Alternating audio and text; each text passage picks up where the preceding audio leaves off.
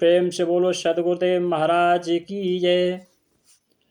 प्रेमी सज्जनों, सभी भगवत भक्तों, उस परमपिता परमात्मा के अनन्य भक्तों, एक बार की बात है, जब समुद्र पर पुल बांधने का काम चल रहा था, भगवान श्री राम के सानिध्य में सारे ही उनके शिष्य वानर भालू भक्तगण बड़े बड़े पत्थर और शिलाएं ला रहे थे और नल और नील के हाथ में पकड़ा रहे थे और नल और नील के द्वारा वो पानी में छोड़े जा रहे थे तो पत्थर तैरते जा रहे थे। इसी बीच एक गिलहरी देखती है और सोचती है ये साकार ब्रह्म की सेवा करने का सुनहरा मौका है। सेवक जो होता है वो अपनी सेवा स्वयं खोज लेता है। गिलहरी के मन में विचार आया कि इतनी विशाल सेवा के अंदर, इतने विशाल कार्य के अंदर मैं क्या सेवा कर सकती हूँ। तो उसने गौर करके देखा कि जो पत्थर से पत्थर सटाए जा रहे थे उनके बीच में दरार बनती जा रही थी, दरार खाली रह जाती। तो वह सोची क्यों ना मैं इन दरारों को भरने का काम करूं, क्योंकि इस पर वानर भालू चलेंगे निकलेंगे तो ये दरार ऊंची नीची होगी तो उनके पैरों में ठोकर लग सकती है। तो गिलहरी क्या करती है कि पानी में छलांग लगाती है और रेत में लोटपोट होती है और उस रेत को अपने शरीर में लपेट करके उन दरारों में जाकर के छोड़ती है। मतलब लोट लपेट के उन दरारों को मतलब जो है रेत से भरती है। तो सज्जनों, गिलहरी के सेवा रूपी भाव को देख आज हम लोगों को कुछ सीखना चाहिए।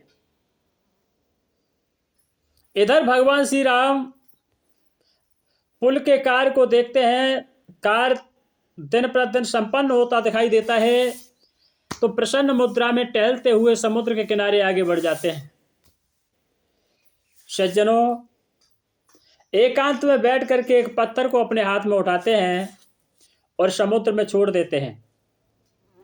लेकिन जैसे ही समुद्र के पानी में प्रभु राम ने पत्थर छोड़ा, हुआ क्या कि वो पत्थर डूब गया। पत्थर डूब गया तो प्रभु के मन में थोड़ी उदासी आई। लेकिन भक्त और भगवान का एक ही रेंज होता है। भगवान भक्त से छुप नहीं सकता और भक्त भगवान से नहीं छुप सकता, क्योंकि भक्त और भगवान दोनों का एक ही रेंज होता है, एक ही करंट होता है, एक ही तार होता है। भक्त कब क्या करता है भगवान सब कुछ जानता है और भगवान कब क्या करता है भक्त सब कुछ जानता है। हनुमान जी ने देखा प्रभु राम के मन में उदासी आ रही है।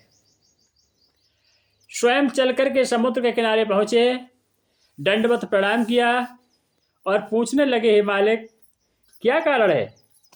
बोले कुछ नहीं, मन में मलिनता नहीं, इधर आने का कारण तो कुछ नहीं, टहलते हुए चले आए। हनुमान जी हाथ जोड़ करके विनय करते हैं, हे मालिक इस संसार में भला जिसे आपने छोड़ दिया उसे कौन तैरा सकता है। सज्जनों, ये कहानी है त्रेता युग की। भगवान श्री राम और हनुमान जी के माध्यम से हमें और आपको समझाने की कोशिश की गई है। इसमें हमें और आपको समझाने का प्रयास किया गया है, वो हम और आप कैसे समझे, हमें और आपको समझाने का क्या प्रयास हुआ है, इसकी जानकारी हमें और आपको होनी चाहिए। ये जो आप जिस संसार में चल रहे हैं, संसार में जीवित हैं, संसार में रह रहे हैं, ये संसार के अंदर जो भावनाओं का सागर है वो आपके हृदय के अंदर है। और इस भावनाओं के सागर में, इस भव सागर में आपका ये 3.5 हाथ का जो पत्थर है, जो शरीर है, वो तैर रहा है। ये शरीर आपका इस भवसागर के बीच क्यों तैर रहा है, इसके अंदर क्षमता क्या है कि इसके अंदर राम नाम अंकित है। उन प्रभु श्री राम का जो नाम है वो आपकी श्वास में समाया हुआ है। जो नाम आपकी श्वास में रमण कर रहा है, जो प्रभु राम की जो शक्ति है, रमे निरंतर आत्मा हर पल आठों याम, और ताहि से संतन धरो राम बाही को नाम। वह राम आपके अंदर मौजूद है। उस राम के नाम ने, उस राम ने आपको पकड़ के रखा हुआ है। इसलिए ये 3.5 हाथ का पत्थर इस भवसागर में बड़ी बड़ी छलांग लगा के तैर रहा है।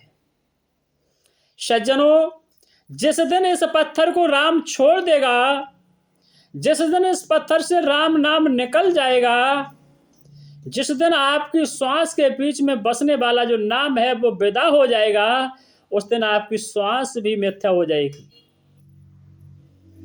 श्वास जो आपकी है, ऑक्सीजन और कार्बन डाइऑक्साइड का जो रूप है, वह सब नाम के आधार पर है।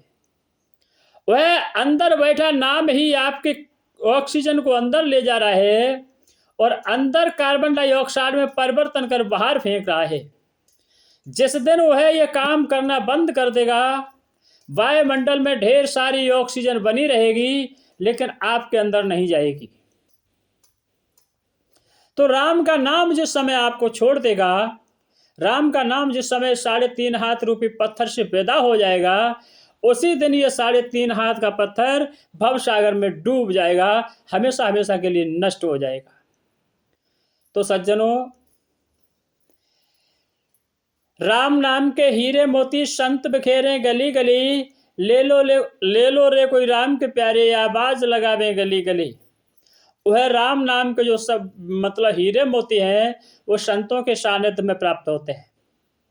लेकिन सज्जनों, संतों को परखने की प्रक्रिया आपके पास होनी चाहिए, क्योंकि महात्मा कबीर कहते हैं कि भेष देख मत रीजिए, पूछ लीजिए ज्ञान, और मोल करो तलवार का, पड़ी रहन दो म्यान। म्यान बहुत सुंदर है, लंबी है, सुडौल है, लेकिन तलवार के नाम पर उसमें एक छोटी सी छुरी है।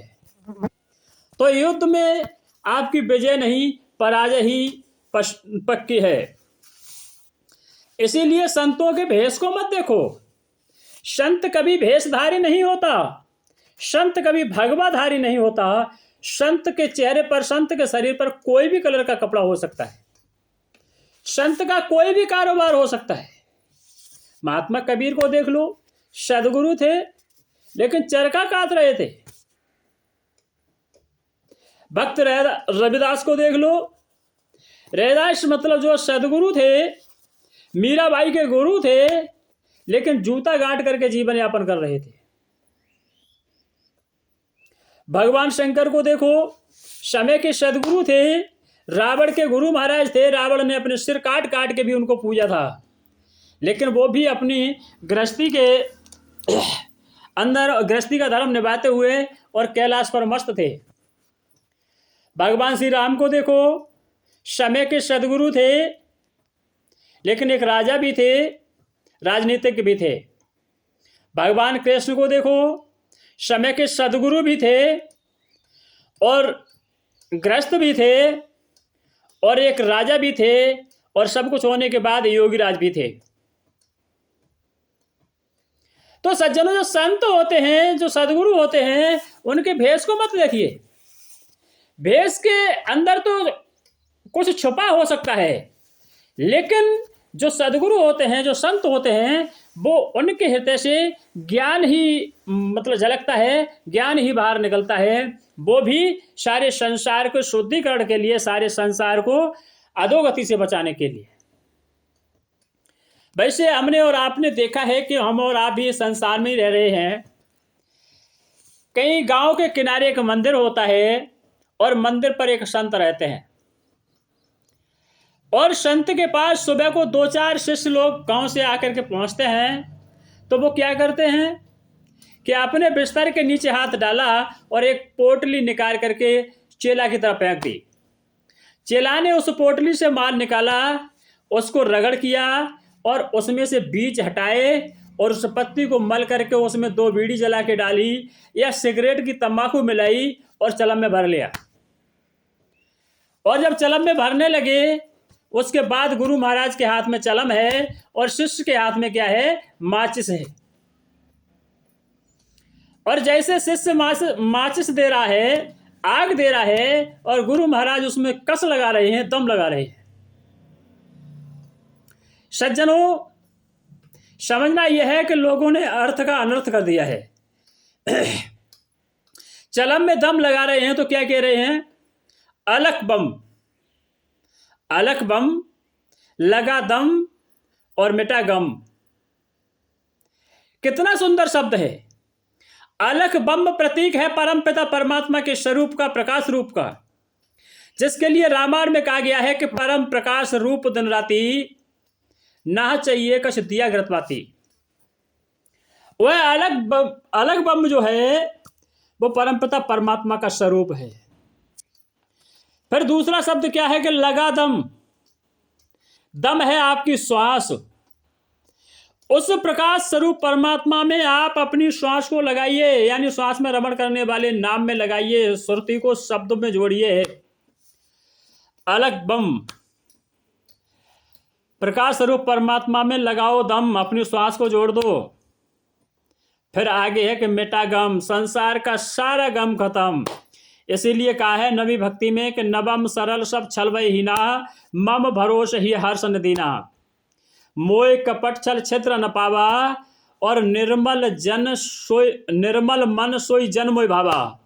सज्जनों, इतने सुंदर शब्द का कहाँ अर्थ लगा दिया है चलम से। अगर ऐसे संतों के पीछे आप पड़ जाएंगे, ऐसे संतों के बगल में अगर आप बैठ जाएंगे, तो क्या आपको परमात्मा की प्राप्ति होगी? क्या आपको अपने नाम की जानकारी होगी? क्या आपको उस परमपिता परमात्मा के स्वरूप का दर्शन होगा जिसके लिए आप चलम से जुड़ रहे हैं? इसलिए इस संसार के अंदर भेष को देख के मत रहिए। भेषधारी तो कुछ भी हो सकता है। भेषधारी तो कालनेम भी था जिसने हनुमान जी के रास्ता को रोकने का प्रयास किया। भेषधारी तो एक रावण दस्कंदर भी था जिसने माता जानकी को भगवान श्री राम से दूर कर दिया। भेषधारी तो एक द्रुमलोक नाम का राक्षस भी था जिसके कारण कंस जैसे महाअसुर का जन्म हुआ। भेष को मत देखिए, भेष के अंदर कुछ भी हो सकता है। इसीलिए संतों को परखने की जो परखी है वो मैं आपको अगली वीडियो में दिखाएंगे, अगली वीडियो में बताएंगे। अगर आपको समझ में आए तो जानने की कोशिश अवश्य करें। प्रेम से बोलो सद्गुरुदेव महाराज की जय।